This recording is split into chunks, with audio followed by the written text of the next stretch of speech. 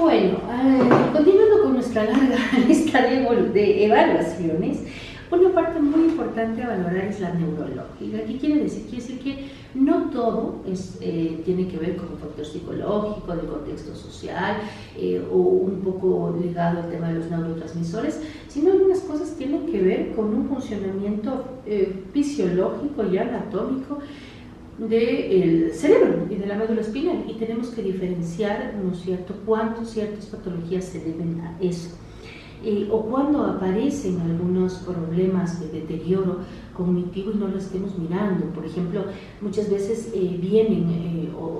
recibimos consultas de adultos medios o adultos o adulto mayor que nos dicen que es un problema de relación con la esposa, dicen esto es un problema de pareja, ¿no? Y uno ahonda un poco más en el conflicto y se da cuenta que uno de los miembros está teniendo una demencia senil, que hay un fenómeno confabulatorio en su pensamiento, está teniendo un problema de memoria y para suplir los baches de la memoria está tomando recuerdos del pasado y generando una idea como de que fueran ahora esos recuerdos. Entonces, por ejemplo, digamos que hoy día dejó su pipa en la sala, ¿no es cierto? Y no se acuerda que no la guardó en el cuarto. Entonces va a ver la pipa en el cuarto y entonces ve que no está, entonces dice, me robaron. Y me robaron le remite a un recuerdo donde sí, alguna vez le robaron la casa y en ese momento justo él pensaba que le robaron la casa porque la mujer estaba como conversando con un vecino y había un problema del barrio, y entonces ahora dice, mi mujer me está traicionando.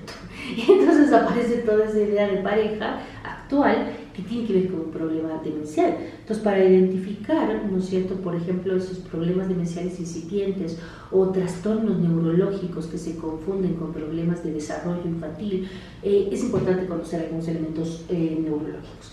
Entonces, los elementos neurológicos básicos que uno debería evaluar tienen que ver con la orientación, ¿no es cierto? La orientación en categorías más básicas que son temporospaciales, ¿no es cierto? Cómo está en el tiempo, sabe si hoy es tal fecha, ¿no es cierto?, y si es tal hora del día, y en el espacio, dónde está ubicada la persona, sabe en qué lugar se encuentra, en qué piso. También aquí entramos ya al gran capítulo de la memoria, cómo se fijan los recuerdos, si la persona está teniendo memoria inmediata o memoria diferida, no se está acordando de algunas cosas, y si no se acuerda, ¿qué hace con esos baches de memoria? Como les contaba hace un rato, fenómenos confabulatorios. En la atención y la conciencia, por ejemplo, uno puede ver que la atención y la conciencia puede tener problemas atencionales. Ahora aparece mucho como para diagnosticar el cuadro de TD, bueno, el trastorno de déficit de atención, ¿cierto? Pero no, que no es impulsivo, tiene que ver con elementos de atención. Y también a veces podría significar, por ejemplo, problemas de epilepsia.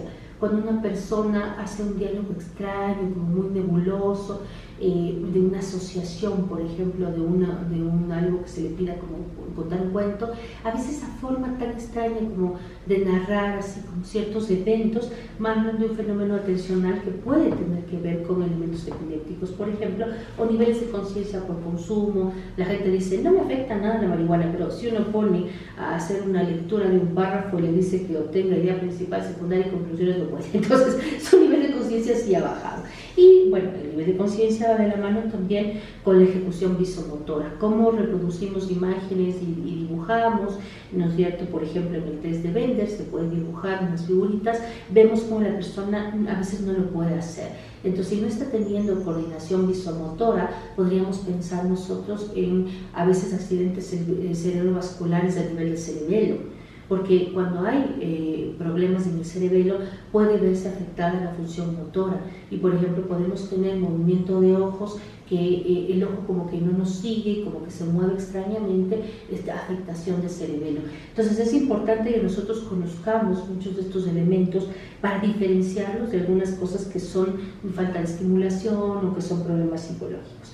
A nivel de pensamiento y percepción, nosotros valoramos contenido de pensamiento, qué piensa la persona, son ideas reiterativas, son ideas delirantes. El curso del pensamiento es un pensamiento lento, es un pensamiento rápido, existe tendencia a la depresión, existe tendencia a la manía. Y en la percepción, por supuesto, veremos categorías de pensamiento mágico y también el tema de alucinaciones, como les conté antes, esa alucinación silencio-perceptiva. A nivel del lenguaje, nosotros valoramos lo mismo. ¿Cómo es el curso del lenguaje? El lenguaje es un lenguaje, ¿no es cierto?, organizado, desestructurado, organizado y lento. Estamos hablando asimismo del tema del afecto, a nivel de la depresión. Si lo vemos muy desorganizado y es una ensalada de palabras, podríamos pensar en la manía. Y tenemos problemas semánticos y sintácticos del lenguaje, por ejemplo, en la comprensión del lenguaje. Yo estoy entendiendo lo mismo que otra persona, puede ser una categoría diagnóstica de un problema psicótico o un problema sintáctico, tengo un problema de afasia, ¿no es cierto? Estoy reconociendo las palabras, las estoy estructurando, las estoy armando adecuadamente, tenemos que valorarlo. Tenemos también el tema de la emoción, ¿no es cierto? Aquí entra nuevamente lo que yo les decía antes, del estado de humor, estos estados inhibidos de humor que son tendientes a la depresión y los expansivos que son tendientes a la manía, y en el medio esas personalidades ciclotímicas. Tenemos el tema de valorar el juicio. Entiendo la realidad, cómo es mi pensamiento es organizado, desorganizado, detalles, miro elementos amplios, cómo pienso. Aquí está el juicio ético, soy capaz de reconocer las nociones de lo verdadero y lo falso, ¿no es cierto? Soy capaz de mentir, si miento, lo miento con conciencia, ¿qué representa la mentira a nivel de la estructura del pensamiento? Y el tema de la autoconciencia. Soy capaz de entender que me pasan algunas de estas cosas, reconozco que tengo problemas de memoria, reconozco que tengo problemas de pensamiento o no los reconozco. Si no lo reconozco, no tengo una autoconciencia de lo que me pasa, y en cambio en otros momentos sí tengo conciencia de lo que me pasa. Por ejemplo, una persona con un accidente cerebrovascular puede ser muy consciente que tiene dificultades de articular el habla, es consciente. Pero una persona que puede estar con un delirio, por ejemplo, no es consciente que tiene un problema en contenido del pensamiento. Como ven, las nociones neurológicas nos permiten diferenciar lo físico y concreto de problemas mentales de los otros problemas que podrían ser psiquiátricos o de personalidad. Y son fundamentales para que conozcamos el tema de las demencias, de los accidentes cerebrovasculares, de las afectaciones a nivel de médula espinal, de nervios, ¿no es cierto? Y también de todo lo que tendría que ver con funcionamiento mental. Entonces, bueno, eso sería para nosotros el haber hecho una revisión de las categorías diagnósticas y neurológicas. Esto en el contexto de la protección especial, del sistema de protección especial. En el sistema de protección especial es muy importante, por ejemplo, diferenciar en el tema de los niños del desarrollo.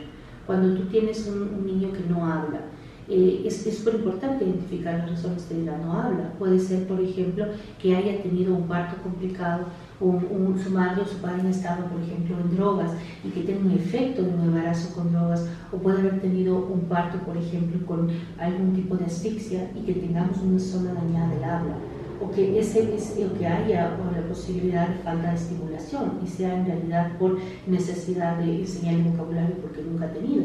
O por ejemplo, tú tienes un niño que no mira y habría que ver si son problemas de potenciales visuales, si realmente su cerebro está recibiendo la conexión necesaria para responder a la visión, o si ese problema de visión tiene que ver con un tema del ojo, ese problema de visión puede tener que ver con un tema muy emocional también, ¿no es cierto? A veces también tenemos, procesos casi de ceguera que son muy emocionales.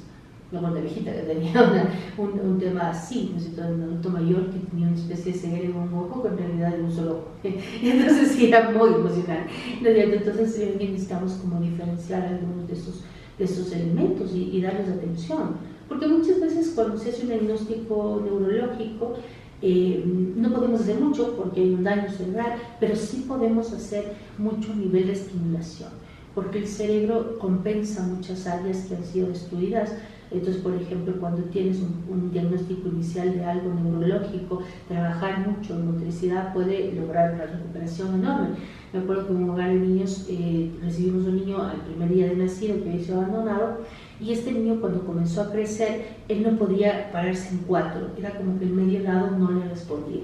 Nosotros teníamos dos posibilidades: pensar esto como un problema neurológico, ¿no es cierto?, de de una parálisis de medio cuerpo, o podríamos insistir mucho a las educadoras que era un problema de temor, como que tenían miedo de pararse en cuatro y había que estimular mucho que tuviera esa seguridad para pararse. Bueno, la estimulamos muchísimo, preferimos decirlo así, y él salió en adopción al año 8 meses, recuperando la mitad del movimiento de su cuerpo. Lo único que no tenía todavía adquirido era el movimiento completo de este dedito, pero así, o sea, quisiera pulgar y era nada, porque realmente era un tema de una parálisis de medio cuerpo, pero nosotros estimulamos muchísimo y logramos una recuperación muy alta. Entonces la identificación de un tema neurológico para identificar procesos de estimulación es fundamental. Igual en el adulto mayor.